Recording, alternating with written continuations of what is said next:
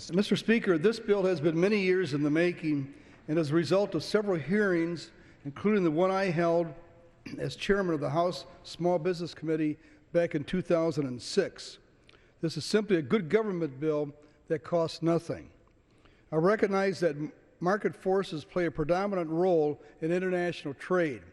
However, export promotion programs can play a useful role in helping small and medium-sized enterprises find new markets and customers overseas.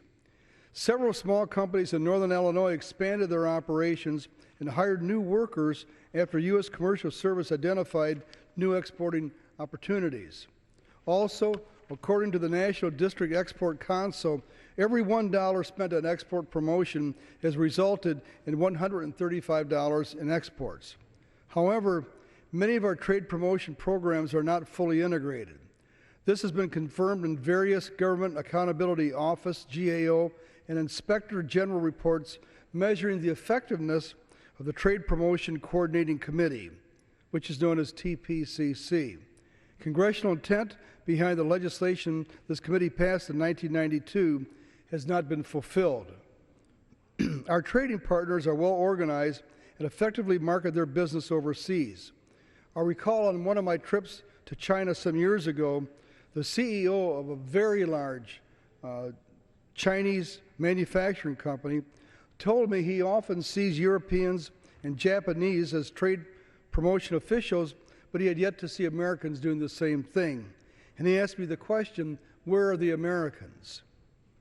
According to the National District Export Council, while the U.S. spends about 21 cents per $1,000 of total exports on trade promotion programs and services, Japan spends 30 cents, France spends 43 cents, and Great Britain spends 75 cents. With small businesses offering the best prospect to boost export growth, we should make every effort to get the greatest return for any taxpayer money spent on export promotion. In 2006 and 2008, I introduced legislation that will reform the TPCC and move its responsibilities into the Executive Office of the President. I was pleased in 2010 when the President announced the formulation of the Export Cabinet and adopted many of the reform ideas contained in my legislation, such as instituting measurable benchmarks for achieving goals set forth in the annual National Export Strategy Report. However, there is one key reform missing from the President's proposal: having an integrated trade budget.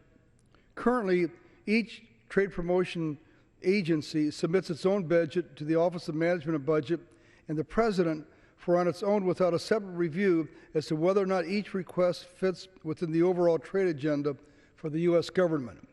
The TPCC needs budget review authority in order to be fully effective. In 2010, I was proud to join with our former colleague, Representative Gabby Giffords, in introducing legislation to remedy this problem. While the bill did not pass in the previous Congress, I'm proud to join with my good friend, Representative Howard Berman, in continuing Ms. Giffords' legacy in supporting the Export Promotion Reform Act.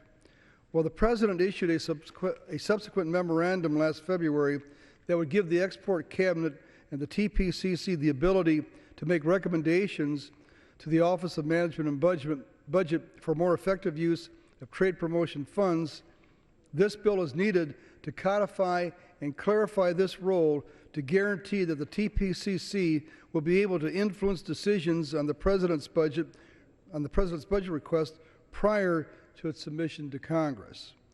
Process and good government reforms oftentimes do not get the attention they deserve.